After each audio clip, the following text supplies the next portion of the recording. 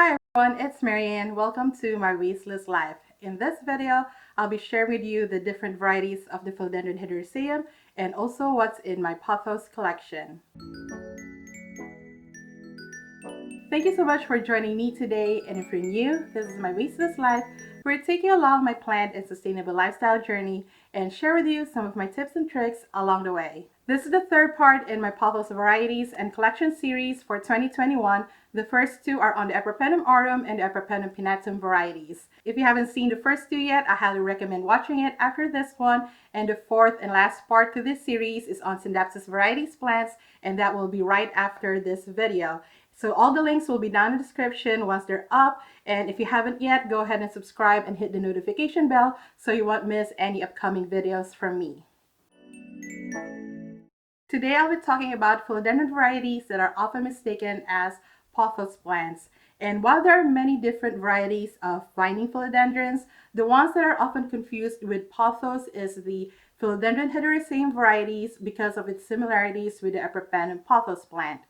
But what differentiates a Philodendron Hederaceum versus an Epipremnum aurum is that the leaves of a philodendron is a little bit more round, heart-shaped than a narrow heart shape of the Epipremnum. And when you also look at the petiole of the philodendron is round versus the hollowed one of an Epipremnum. And the new growth or the juvenile leaves of a philodendron will also be more peachy and pink in color before it hardens up or matures. And lastly, when you look at the aerial roots of a Philodendron Hederaceum is a bit thinner than it is compared to the Epipremnum aurums. I'll be talking about 3 to 5 varieties that are mainly associated with the pothos plant, but they also have different cultivars, sports, and forms that I'll also be mentioning, and I'll show you the ones that I currently have.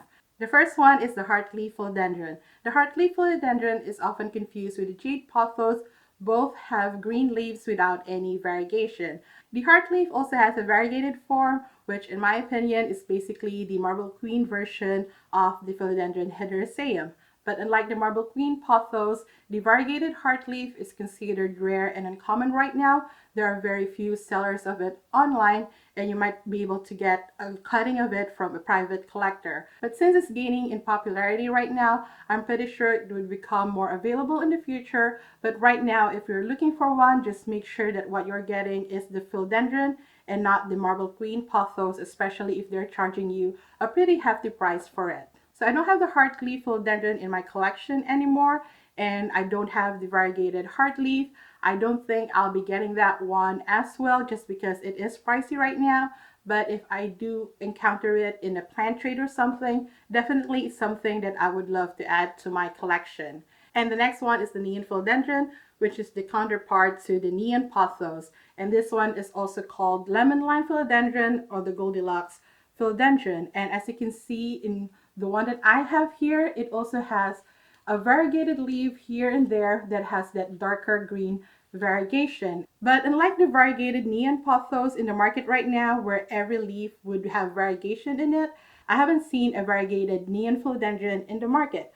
But if you think about it, wouldn't a variegated neon philodendron be just the Philodendron Brazil? And this one is the Philodendron Brazil, and it looks nothing like the golden pothos, but this is considered the philodendron counterpart of the golden pothos because this is just as accessible and the most accessible among all the varieties that I'm going to be talking about today. And as you can see, this one has the dark green with the chartreuse and lime variegation on it in different patterns. So you can get leaves that are completely green, you can get leaves that are completely chartreuse, and you can get leaves that are a combination of both. So that's what makes the Philodendron Brazil a very popular vining philodendron plant, especially for beginners who also love pothos plants. And what's exciting about the Philodendron Brazil, it also has 4 sports, which is the Philodendron Rio, Philodendron Silver Stripe, Philodendron Cream Splash, and the Philodendron Gabby.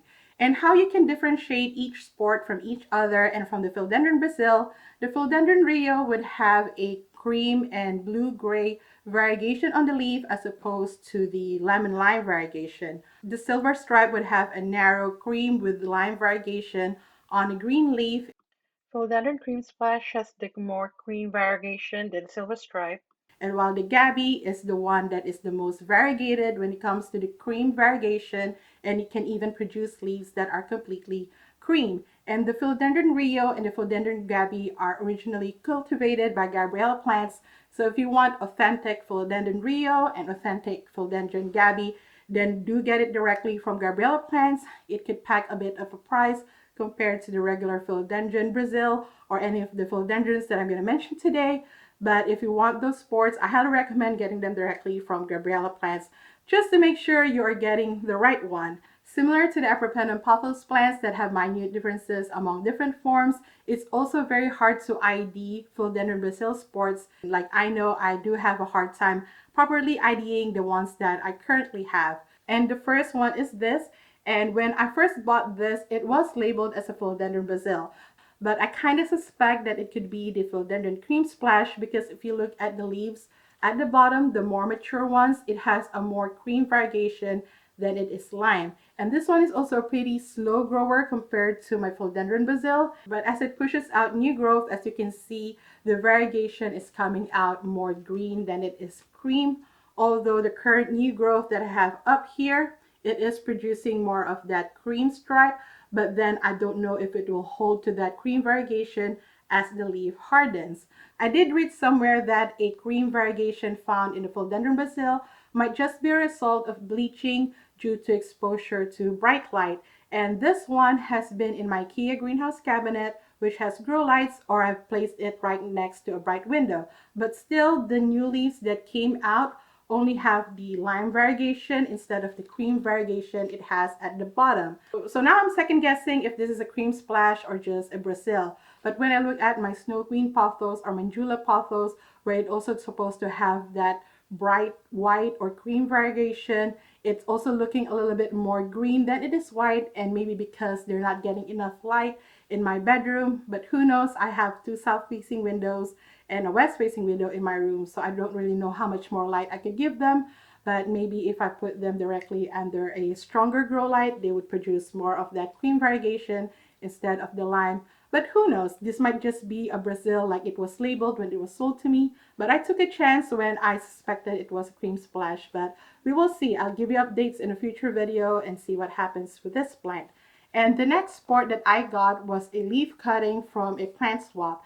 And when I did the plant swap, the person I traded with also wasn't sure what type of philodendron it is. It could be a Rio, it could be a silver stripe, it could be a cream splash. But looking at the single leaf cutting that I got, you can see a picture of it up here. It looked like a Rio to me. But I eventually lost that leaf and I was only left with a node. But now finally it has produced 3 new leaves, and as you can see right here, it's looking more of like a silver stripe than it is a Rio or cream splash. But then again, it is really small leaves. We will see once it matures and grows bigger and larger leaves, and so we could properly ID what type of Philodendron Brazil sport it is. But right now, I'm just happy that I was actually able to successfully propagate this from essentially a very small node. So I'm happy with this plant. I just hope it stays alive, and hopefully in a future updates video I can let you know what exactly is the sport of this Philodendron Brazil. And the next one I'm talking about is the Philodendron micans. Not that the Philodendron micans has ever been mistaken for as a golden or jade pothos.